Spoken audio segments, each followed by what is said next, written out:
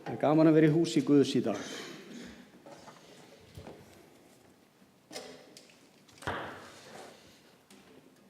Það var predikarinn okkur sem að sagði við söfnu sinn, næstu helgi þá ætla ég að predika syndina að ljúga. Og til þess að auðvelda ykkur að skilja predikunina þá ætla ég að biðja ykkur að lesa 17. kafla í Markúsarguðspjalli.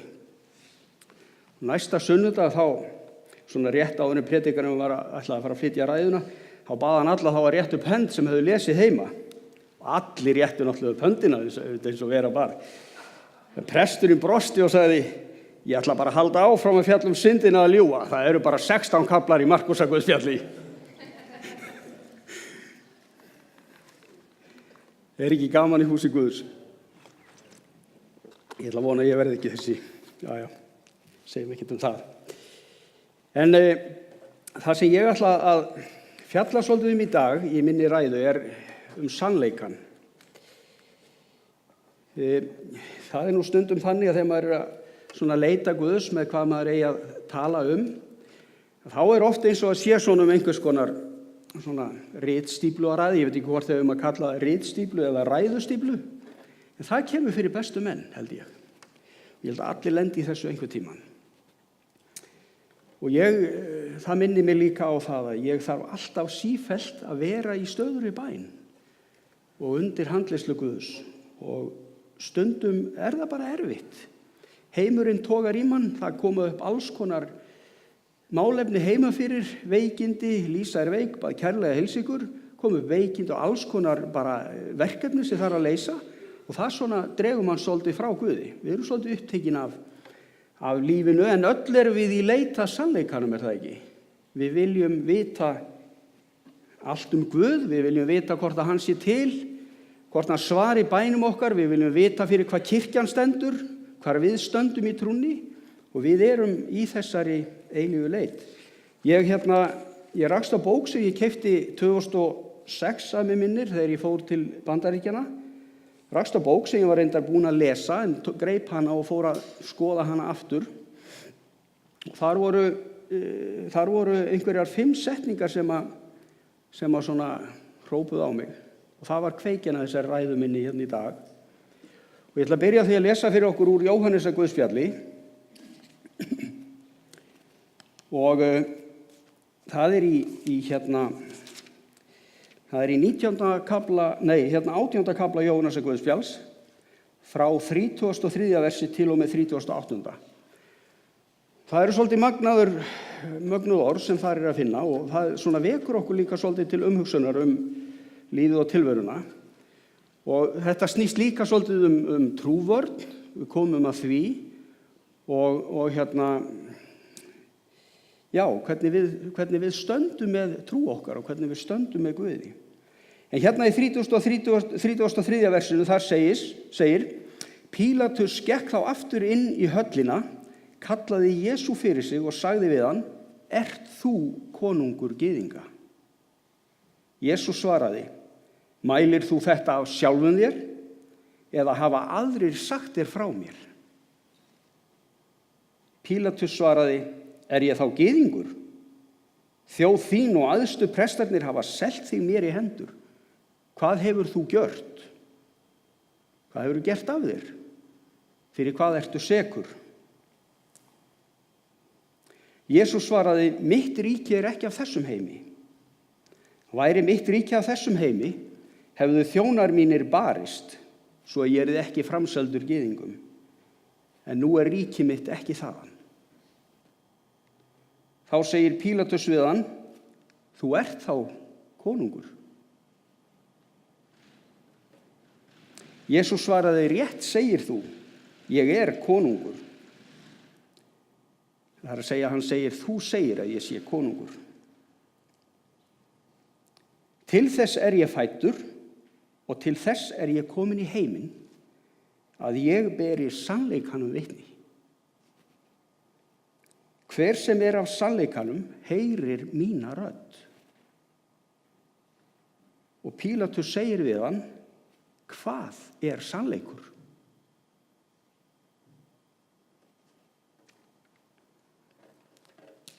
Ég ætla að vitna aðeins í orð manns sem heitir Paul Copan, Hann er kristinn guðfræðingur og hann er heimspekingur, trúvarnamaður og rithöfundur og hann vinnur sem prófessor við Palm Beach Atlantic University og er þar formaður heimspeki og siðfræðideildar.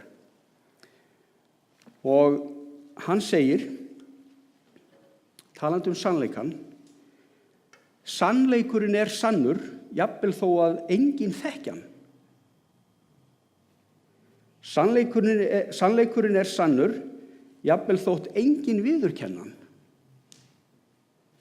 Sannleikurinn er sannur, jafnvel þótt að enginn sé sammála honum. Sannleikurinn er sannur, jafnvel þótt að enginn fari eftir honum. Og sannleikurinn er sannur, jafnvel þótt að Guð sé sá eini sem að höndla hann. Að fullu. Pílatus spurði, hvað er sannleikur? Og hann spyr blátt áfram Jesú hver sannleikurinn sé, eða hver hann væri, og Jesús svarar að hann sagðist vera konungur, en hans ríki væri ekki á þessum heimi. Og Pílatus virðist ekki vera í nokkrum vafa að Jesú hafi sagt sannleikann og hann væri saklaus af öllum ákærum. Og það virðist líka vera ljóst að þrátt fyrir að Pílatus vissi hver sannleikurinn væri, þá afneitar hann honum. Og það er sorglegt þegar við berum ekki kennslu á sannleikann, en það er ennþá sorglegra þegar við vitum hver sannleikurinn er og við horfum fram hjá hann. Pílatus var tortrygginn og hann hélt að allur sannleikur væri afstæður. Og hjá mörgum ríkisstjórnum þess tíma og jafnvel okkar tíma, við getum spurt okkur að því, að þá sé sannleikurinn það sem að meirihluti fólks samþykkir eða hvað eina sem að ýtir undir eigið persónulegt vald og pólitísk markmið viðkomandi. Er það sannleikur? Þarf það alltaf að vera sannleikur? Er það endilega það sem meirihlutin vill? Það heyrast háværar raddir í samfélaginu það að fólk sé sammála það að þjóðin sé afkristnast og hún sé að fjarlæga Guð og það sé ekki inn að vera trúaður. Er það einhver sannleikur þó að háværar raddir láti þannig? En þar sem engin stoð er fyrir sannleikanum eða engin grundvöllur fyrir sannleikan eða stoð fyrir sannleikan, þar er engin grundvöllur fyrir það sem er siðferðilega rétt eða rangt. Réttlæti verður svona eins og hvað eina sem að bara virkar hverju sinni. Hvað eina sem að hjálpar þeim sem eru við völd að auka við vald sitt. En í Jesú orði hans þá höfum við mælikvarða fyrir sannleikan og siðferðilega hegðun okkar.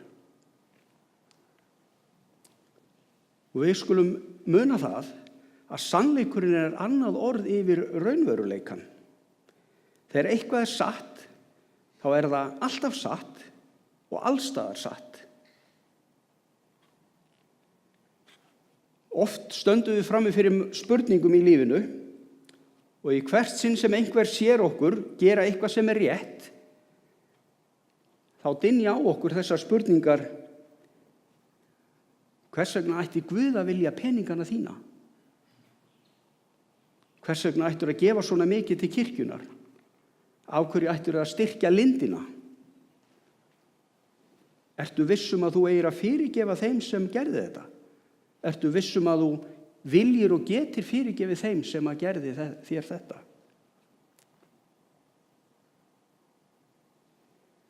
Og í hvert sinn sem einhver spyr okkur spurninga varðandi gjörðir okkar eða ákvarðanir, þá gerum okkur grein fyrir því að sannleikur Guðs er oft svona fullkomlega í andstöðu við það sem að heimurinn telur eða trúir að sé satt og skynsamlegt eða viskulegt. En sannleikurinn mun hjálpa okkur að skilja betur munin á milli þess sem heimurinn segir og þess sem Guð segir. Hver er leið heimsins versus leið Guðs? Það segir í 1. Jóhannesarkafla, Jóhannesar Guðspjalli, 1. kafla 17. versi, þar segir að lögmálið hafi verið gefið fyrir Móse, en náðin og sannleikurinn kom fyrir Jesú Krist. Við sjáum það að lögmál og náð, það að segja óbrigðuli kærleikur og trúfesti Guðs, eru hvort tveggja hliðar á eðli hans, sem hann notar í sínu samskiptum við okkur. Móse undirstrikaði lög og rétt Guðs á meðan Jesús kom til að varpa ljósi á náð Guðs, miskunn, kærleika, trúfesti. Móse gat þannig aðeins verið gefandi lögmálsins eða milligöngumaður lögmálið, en Kristur kom til að uppfylla það. Og eðli Guðs og vilji opinberaður í lögmálinu, en núna eðli Guðs og vilji hans opinberaður aðeins í Kristi Jesú. Ekki aðeins, en opinberaður fyrst og fremst í Kristi Jesú. Í stað þess að birtast á köldum steintöflum, þá opinbera Guð sig í gegnum persónulegt samband við okkur. Og eftir því sem við þekkjum Jesú betur, þá mun skilningur okkar á Guði aukast til muna. Hann sá sem kom með vatni og blóði, Jesús Kristur. Ekki með vatninu einungis, heldur með vatninu og blóðinu, og taki eftir þessu, og andinn sá sem vitnar, því að andinn sannleikurinn. Og það fellur svolítið vel að því að við erum sköpuð í Guðs mynd og hann hafi blásið okkur lífsanda í nasir, hann Guð, og andinn vitnar með okkur. Vegna þess að þegar öll á botni hvolft, þá vitum við hvenær við gerum rangt og hvenær ekki. Það styður það sem að kemur hér fram í orðinu, að andinn vitnar, því að andinn sannleikurinn.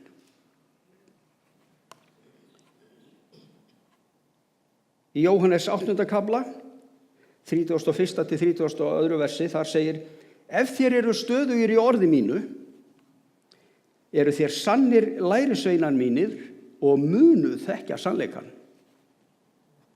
Og sannleikurinn mun gjöra yður frjálsa.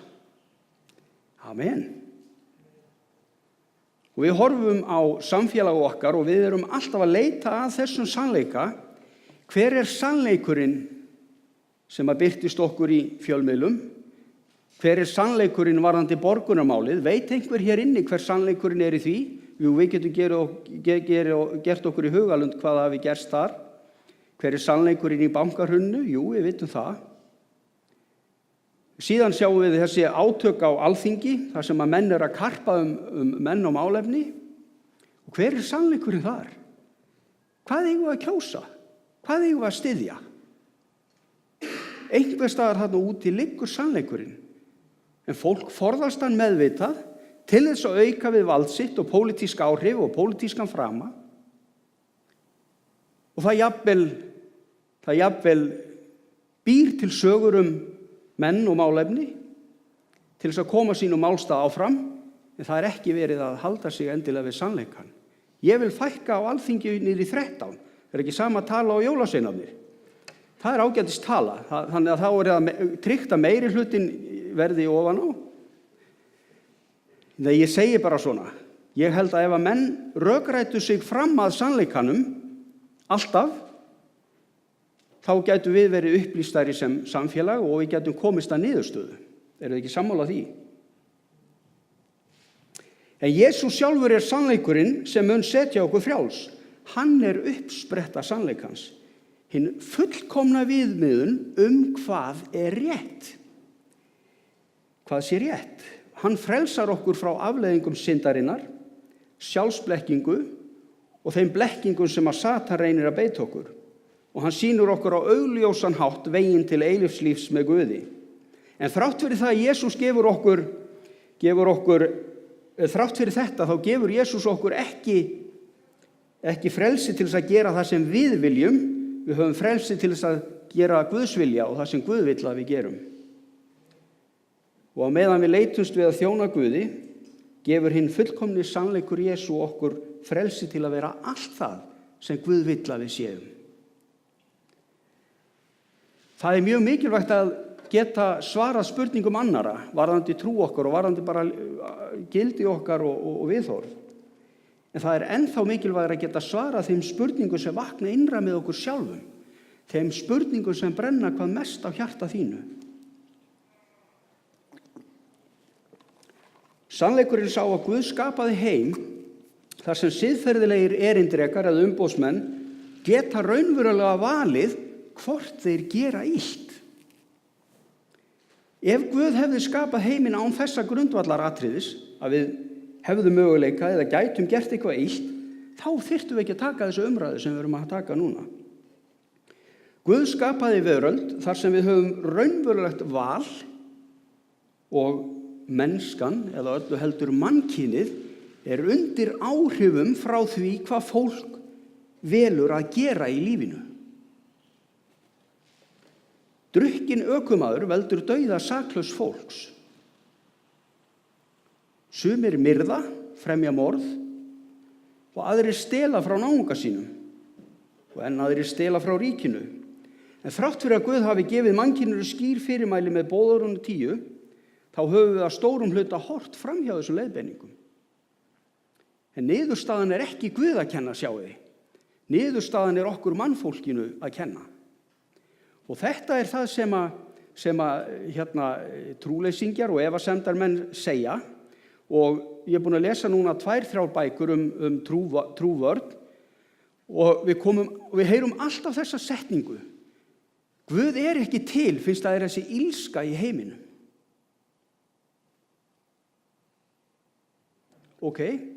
Tökum bara, það er engin Guð, það er engin illska heldur. Er það nú Guð? Ef það er engin Guð, hvaðan kemur þá illskan? Ekki kemur hún frá okkur, mannfólkinu, frá undir hvað áhrifum erum við, sjáum við. Nú ætla ég að lesa svolítið öflug orð í Jóhannesar Guðspjalli. Þetta er magnað, þetta Guðspjall. Þetta er alveg hreint með ólíkindum. Nei, það er ekki með ólíkindum.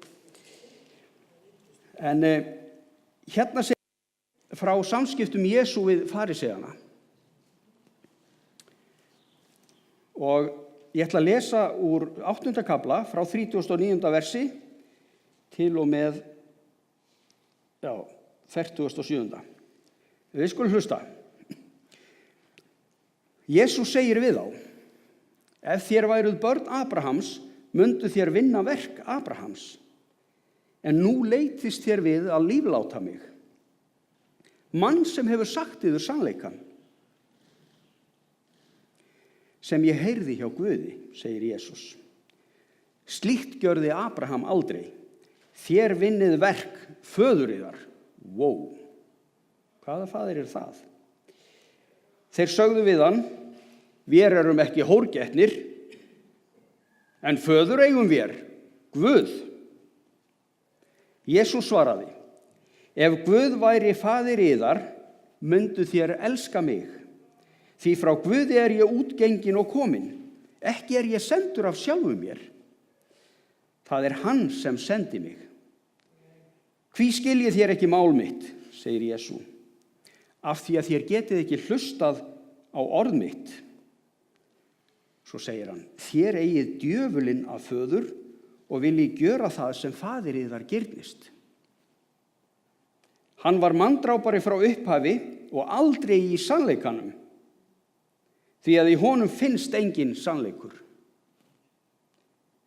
Þegar hann lýgur, fer hann að eðli sínu, því hann er lygari og lyginnar faðir. En af því að ég segi sannleikann, trúið þér mér ekki. Hver yðar getur sannað á mig synd? Ef ég segi sannleikann, hví trúið þér mér þá ekki? Sá sem er af Guði, heyrir Guðs orð. Þér heyrið ekki vegna þess að þér eruð ekki af Guði.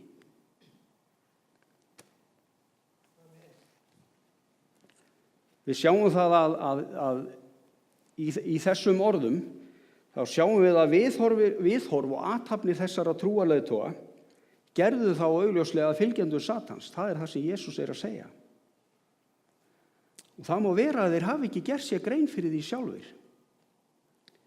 En hatur þeirra á sannleikanum, lygi og tilhneiging þeirra til að myrða Jesú, sýna hversu mikið vald í rauninni Satan hafði yfir þeim. Þeir voru verkfæri hans til að hrinda áætlun Satans í framkvæmd. Þeir töluðu sama tungumál lyginnar og Satan notar ennþá fólk til að hindra verk Guðs. Og bara núna síðast í gær þá var ég að lesa í Morgunblaðinu viðtal við ungan mann sem landsþekktur körfuboltadómari, ungur maður sem ánetjaðist snemma fíkniefnum og áfengi og hans motto í lífinu að vera betri maður sér hver dag. En það sem mér fannst mjög athyglisvert að hann var með nafnið Jesú tattóverað á sig og svo hérna á hálsinum og það kom undan skyrtunni og síðan var hann með eitthvað ritningavers hérna á líkamannum. Ég las ekki allt viðtalið en þetta vakti mig til umhugsunar það að við tökum stundum ákveðna stefnu í lífinu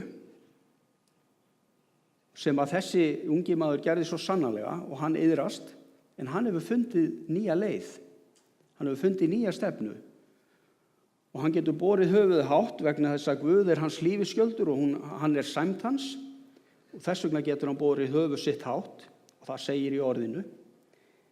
En undir hvaða áhrifum var þessi maður á sínum tíma, þessi einstaklingur?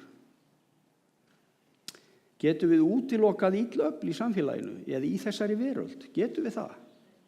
Nei, við getum það ekki. Og ef við gerum okkur ekki grein fyrir því undir hvaða áhrifum við þá erum við svolítið svona eins og skipreka í lífinu, svo bátur sem án stefnu.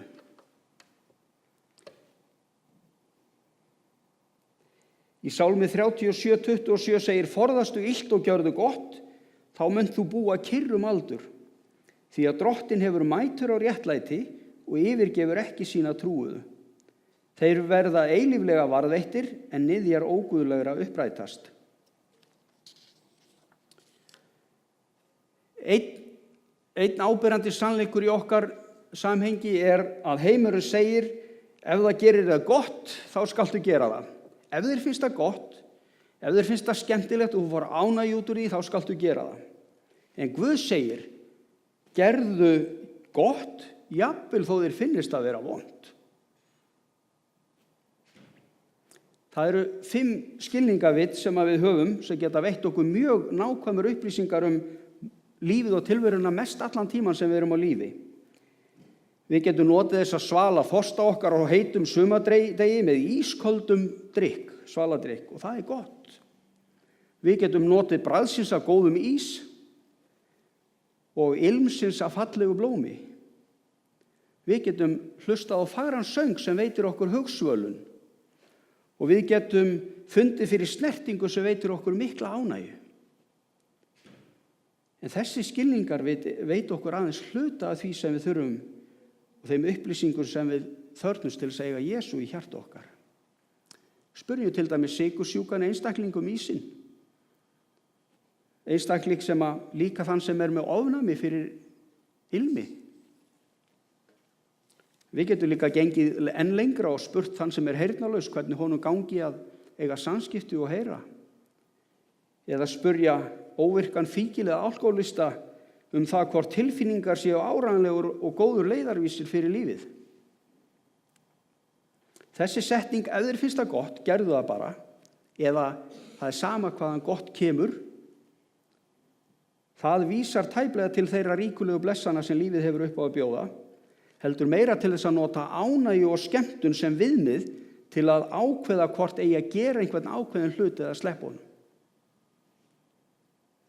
Ef kynlíf er gott, þá fylgir því sú röksemd að gera það hvenær sem það er mögulegt og ánægjan sem af því hlýst verður sú viðmiðun sem ákvarðanir okkar eru byggðar á, sjáðu. Þessi röksemdarfærsla gerðu það ef þeir finnst það gott eða í lagi, á ekki við til dæmis ef þú ert í hjónabandi, ert gift eða giftur, það er að segja ekki þeim einstaklingi sem þið langar til að eiga samneyti við. Þegar við fylgjum ánægjunni sem leiðandi afli í slíkum kringumstæðum, þá verður niðurstaðan ónýtt líf og brostin sambönd. Þannig að við sjáum það að gera það sem er rétt, brýtur oft í bága við sýn heimsins. Sérstaklega þegar það krefst einhver sem er óþægilegt, dýrt, svo gefa til kirkjunnar og stundum lífshættulegt. En það þýðir ekki það að kristið fólk sé gjörsnautt af ánægju og skemmtun, síður en svo. Ef við segjum við höfum ekki synd, þá svíkjum við sjálfa oss og sannleikurinn er ekki í oss. Og ég ætla að enda hérna á því að ávöxtur ljóssins er einskær góðvild, réttlæti og sannleikur. Það stendur í Efesusbréfinu 5:9. Því að ávöxtur ljóssins er einskær góðvild, réttlæti og sannleikur. Jesús sagði, ég er vegurinn, sannleikurinn og lífið. Enginn kemur til föðurins nema fyrir mig.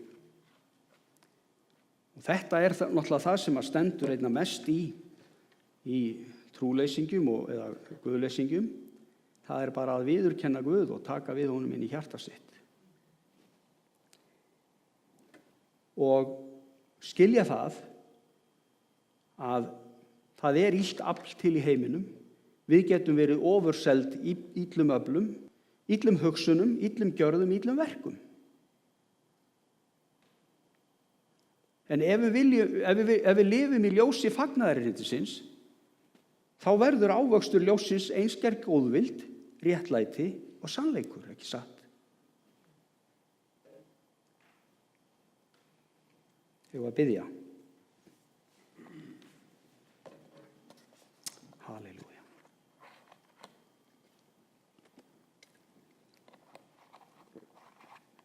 Heilagi himneski Faðir, við bara lofum þig, Drottinn. Þökkum við fyrir þitt beitta orð, Drottinn. Þökkum við fyrir það að við fáum að vera undir þessari náð þinni og handleiðslu, Drottinn, og miskunn þinni, Drottinn, að við mögum koma fram fyrir þig. Við mögum meðtaka orðið þitt og þennan sannleika sem að þú flytur okkur, Drottinn. Þakka þér fyrir þessa kirkju, þakka þér fyrir þinn heilaga anda sem að opinberar okkur hver þú ert og hver við erum í þér, Drottinn. Sannleikurinn hefur alltaf legið þarna. Hann er þarna og hann er þarna úti. En þú hefur veitt okkur þá náð og miskunn að fá að sjá hann þar sem hann er auðkendur og afmarkaður, Drottinn, af ljósinu þínu eilífa. Ég bið Guð að blessa þig sem situr hér inni. Blessa líf þitt, blessa vegferðina og blessa þig í leitinni af þessum einfalda og tæra sannleika sem sviptir burt grárri hulu óvissunar og einblínir á sannleikan. Þitt orð er sannleikur, Drottinn, ljós á vegum okkar, lampi fóta okkar og ljós á vegum okkar. Þakka þér fyrir, Drottinn, að þú ert hér. Í Jesú nafni. Amen. Mér langar til að bjóða upp á fyrirbæn. Það kemur mjög sterkt til mín að þeir sem að finnast það að þeir séu í einhverju fari eða séu ennþá í þessari leit að sannleikanum um Guð og trúna, að koma hérna fram, þiggja fyrirbæn. Og ég trúi því að Guð vilji leysa þau bönd sem að halda þér, hvort sem þau halda þér frá því að biðja, halda þér frá því að sækja samfélagið, eða halda þér frá því að halda þér við Guðs orð, ef við getum orðað þannig. Lefðu okkur að biðja fyrir þér, og ég veit að Bjarki kemur hérna fram líka. Og verum ekki feimið við að kannast við Jesú. Verum ekki feimið við það að játa það að við erum svo mannleg. En Guð, hann tekur okkur einmitt þannig. Þannig megum við koma fram fyrir hásæti hans. Með djörfung í krafti hans og valdi, vitandi það að hann muni vel fyrir sjá. Trúum við því? Já, að sjálfsögðu trúið því. Guð vill blessa ykkur hér í dag, ég trúi því. Komið þið fram og þiggið fyrirbæn, leyfið okkur að biðja fyrir ykkur og með ykkur. Það eru bara forréttindi.